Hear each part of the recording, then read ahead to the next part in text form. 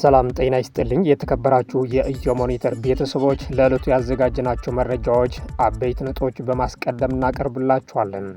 ቻናላችንን ላይክ፣ ሼር እና ሳብስክራይብ እያደረጋችሁ ከእኛ ጋር እንድትቆዩ ግብዣችን ነው። የኢትዮጵያ ምርጫ ቦርድ 7ኛው ሀገራዊ ምርጫ በስኬት መጠናቀቁን ይፋ አደረገ። በምርጫው ዕለት የታዩ ማነቆዎች ለመፍታት የተወሰዱ እርምጃዎችና ቀጣይ ሂደቶችን ይፋ አድርጓል። አሜሪካ በአፍሪካ የሚገኙ ኤምባሲዎችና ቆንሲላዎችን ቁጥር በከፍተኛ ደረጃ ለመቀነስ ማቀዷ ተገለጸ። በአዲስ አበባ የሚገኘው ኤምባሲ ከሚቆዩት አንድ ነው ተብሏል። አሜሪካና ኢራን አንዳቸው በአንዳቸው ላይ ጥቃት መፈጸማቸው ገለጹ። አሜሪካና ኢራን የተኩስ አቁም ድርድሩ በተደናቀፈበት ሁኔታ ጥቃት መፈጸማቸው አስታውቋል። የሱዳኑ ሉዓላዊ ምክር ቤት ኃላፊው ጀነራል አልቡርሃን በቱርክ ድንገተኛ ጉብኝት ማድረጋቸው ተገለጸ። በሌላ ዜና የሱዳን ፈጣን ድጋፍ ሰጪ ኃይል በሚቆጣጠረው ኒያላ አየር ማረፊያ ቻይና ሰራሽ ድሮን መታየቱ አንድ ጥናት አመለከተም። አሁን የእነዚህና ሌሎች መረጃዎች እናሰማቸዋለን። ሰናይ ቆይታም። የኢትዮጵያ ምርጫ ቦርድ 7ኛው ሀገራዊ ምርጫ በስኬት መጠናቀቁን ይፋ አደረገ። በምርጫው ዕለት የታዩ ማነቆዎችን ለመፍታት የተወሰዱ እርምጃዎችና ቀጣይ ሂደቶችን ይፋ አድርጓል። የኢትዮጵያ ብሔራዊ ምርጫ ቦርድ ሰብሳቢ መላተወርቅ ኃይሉ 7ኛው ሀገራዊ ምርጫ በስኬት መጠናቀቁን በመግለጽ በምርጫው ሂደት የታዩ ቅሬታዎችን ለመፍታት የተከናወኑ ተግባራትና የተወሰዱ የማስተካከያ እርምጃዎችን በተመለከተ ትናንትና ማምሻው ማብራሪያ ሰጥቷል። ሰብሳቢዋ ቦርዱ በሕግ ክፍል በፖለቲካ ፓርቲዎች የስራ ክፍል በ6412 የጥሪ ማዕከልና ከታዛቢዎች በደረሱ ጥቆማዎች መሰረት የእርምትና የማጣራት እርምጃዎችን ሲወሰድ መቆየቱን ገልጿል። በተለይም በአዲስ አበባ አንዳንድ ምርጫ ጣቢያዎች መግባት የሌለባቸው ሰዎች ስለመታየታቸው የቀረቡ ጥቆማዎችን ቦርዱ በሞኒተሪንግ ቡድን አጣርቶ እውነት ሆኖ በተገኙት ላይ እርምጃ መውሰድና ሕግና ደንብ ጥሰው የተገኙ የምርጫ ጣቢያ ሰራተኞችን ማሰናበቱን አስታውቋል። በምርጫ ዕለት በአዲስ አበባ የተስተዋለውን የሰልፍ መርዘምና የመዘግየት ችግር ለመቅረፍ ቦርዱ በርካታ ከፍተኛ ባለሙያዎችና ኤክስፐርቶችን በምርጫ ጣቢያዎች መድቦ የድምፅ አሰጣጥ ሂደቱን እንዲቀላጠፍ ማድረጉን ሰብሳቢዋ አብራርቷል። ለመዘግየቱ ዋናው መንስኤ በመራጮች መዝገብ ላይ ስም የመፈለግ ሂደት መርዘም፣ በአንዳንድ ጣቢያዎች የእጩዎች ቁጥር እስከ 123 መድረሱና መራጮች በሚስጥር ድምፅ መስጫ ክፍል ውስጥ የሚወስዱትን ደቂቃ መጨመር መሆኑን ጠቅሷል። ይህን ለመፍታት ቦርዱ ተጨማሪ የድምፅ መስጫ ሳጥኖችና የሚስጥር ድምፅ መስጫ ብዙዎችን ወደ ምርጫ ጣቢያዎችን በመላክ መፍትሄ ለመስጠት መጣሩን አስረድቷል።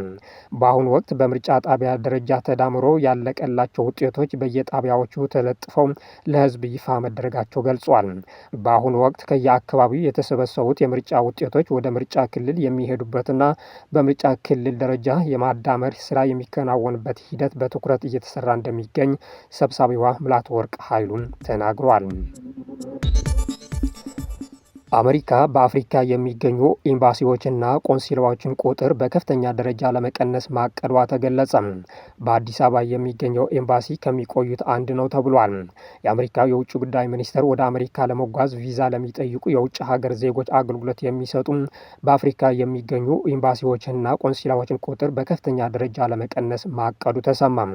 አሶሲየትድ ፕሬስ ከ3 የአሜሪካ ባለስልጣናት ያገኘውን መረጃ ጠቅሶ እንደዘገበው በአሁኑ ወቅት የቪዛ ማመልከቻ ችን በማስተናገድ ላይ የሚገኙት ወደ 50 የሚጠጉ የአሜሪካ ኤምባሲዎችና ቆንሲላዎች በሚቀጥሉ ሳምንታት ውስጥ ወደ 20 ዝቅ እንደሚሉ ታውቋል።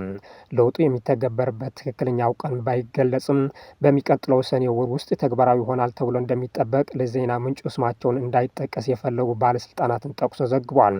እንደ ዘገባው ከሆነ ለሁሉም አይነት የቪዛ ሂደቶች ክፍት ሆነው የሚቀጥሉት 20 ማዕከላት አቢጃን ኮት ዲቫር፣ አክራ ጋና፣ አዲስ አበባ ኢትዮጵያ፣ ኬፕታውን ደቡብ አፍሪካ፣ ዳካር ሴኔጋል፣ ዳሬሰላም ታንዛኒያ፣ ጅቡቲ ጆሃንስበርግ ደቡብ አፍሪካ፣ ካምፓላ ኡጋንዳ፣ ኪጋሊ ሩዋንዳ፣ ኪንሻሳ ኮንጎ፣ ሌጎስ ናይጄሪያ፣ ሎሜ ቶጎ፣ ሉዋንዳ አንጎላ፣ ማላቡ ኢኳቶሪያል ጊኒ፣ ሞንሮቪያ ላይቤሪያ፣ ናይሮቢ ኬንያ፣ ፖርት ሉዊስ ሞሪሸስ፣ ፕራያ ኬፕ ቨርዴና ያውንዴ ካሜሩን ናቸው።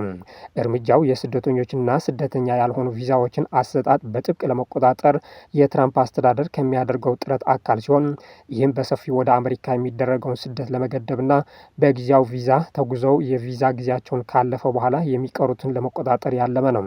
አስተዳደሩ በዓለም ዙሪያ በሚገኙ ኤምባሲዎችና ቆንሲላዎች ውስጥ የሚሰሩ ሰራተኞችን ቁጥርም እንደሚቀንስ አስታውቋል። አሜሪካና ኢራን አንዳቸው በአንዳቸው ላይ ጥቃት መፈጸማቸው ገለጹ። አሜሪካና ኢራን የተኩስ አቁም ድርድሩ በተደናቀፈበት ሁኔታ ጥቃት መፈጸማቸው አስታውቋል። የአሜሪካ ጦር በኢራን ደሴት ላይ ራስን የመከላከል ጥቃት መፈጸሙንና ወደ መርከቦችና የባህር ሰላጤው ሀገራት የተተኮሱ ሚሳኤሎችንና ድሮኖችን መትቶ መጣሉን አስታውቋል።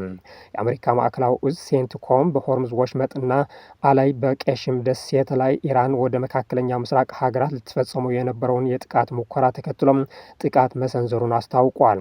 ኢራን ወደ ኩዌት 2 ሚሳኤሎችን ማስወንጨፏን፣ ነገር ግን የታለመላቸውን ስፍራ ሳይደርሱም መውደቃቸውን እንዲሁም 3 ወደ ባህሬን የተወነጨፉ ደግሞ በአየር ላይ እንዲከሽፉ መደረጋቸው ገልጿል። የኢራን አብዮታዊ ዘብ በበኩሉ በቀሽም ደሴት በሚገኘው የግንኙነት ማማ ላይ ለተፈጸመው ጥቃት በሰጠው ምላሽ በቀጠናው የሚገኙ የአሜሪካ የጦር ሰፈሮችና ሄሊኮፕተሮችን ማጥቃቱን በሀገሪቱ መገናኛ ብዙሃን በኩል አስታውቋል።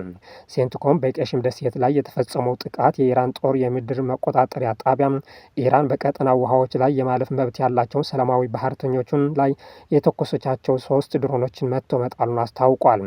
አብዮታዊ ዘቡ የሆርሙዝ ወሽመጥን ደህንነት ማወክ ጠባጫሪን የአሜሪካ ጦር ከባድ ዋጋ ያስከፍላል ሲልም በመግለጫው ላይ አስጠንቅቋል። ኢራን በተደጋጋሚ የአሜሪካ ጦር ሰፈሮች በሚገኙባቸው ባህሬንና ኩዌት ላይ ጥቃቶችን ፈጽማለች።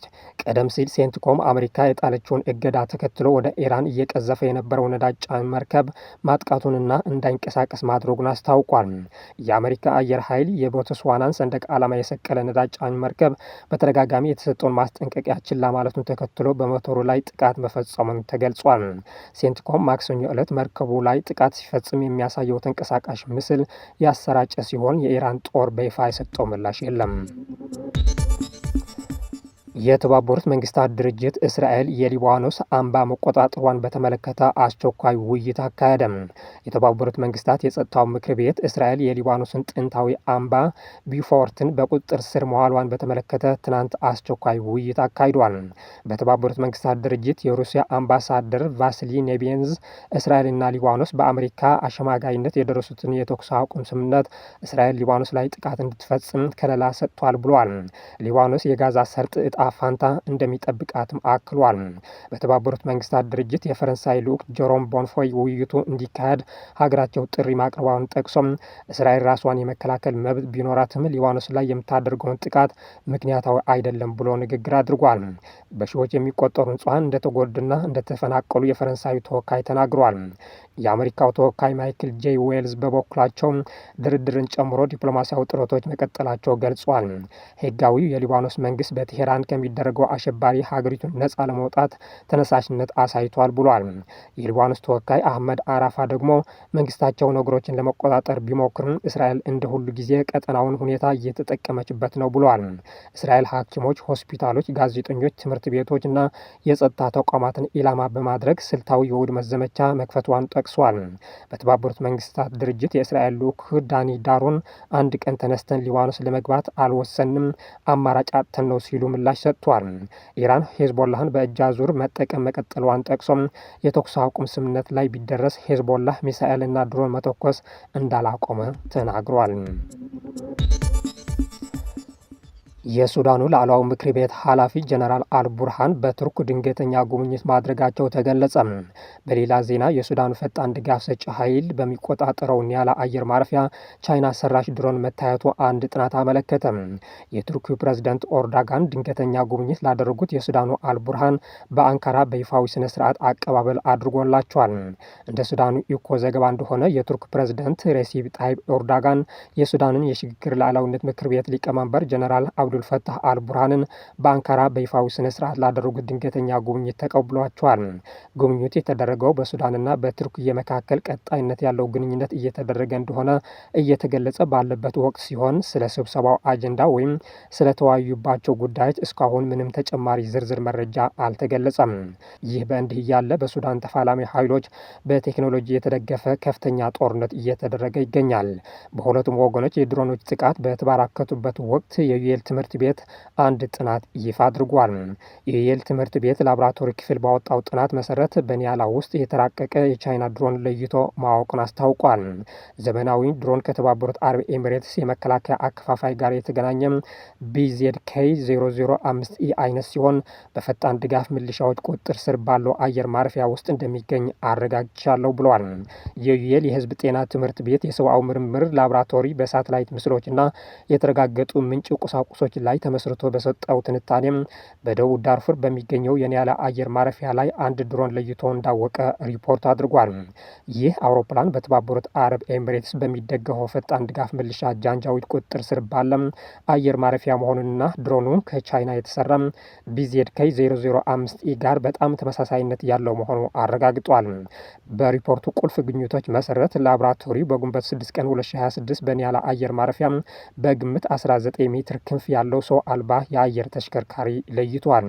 ላቦራቶሪ አውሮፕላኑ ከBZK 005 ዝምድና ያለው ምናልባትም BZK 005E የኤክስፖርት ሞዴል ጋር የሚጣጣ መሆኑን በከፍተኛ እምነት ገምግመዋል። ውድ አድማጭ ተመልካቾቻችን ለዛሬ ያዝናቸው መረጃዎች እነዚህ ይመስሉ ነበር። ስለተከታተላችሁ እናመሰግናለን። መልካም ጊዜ።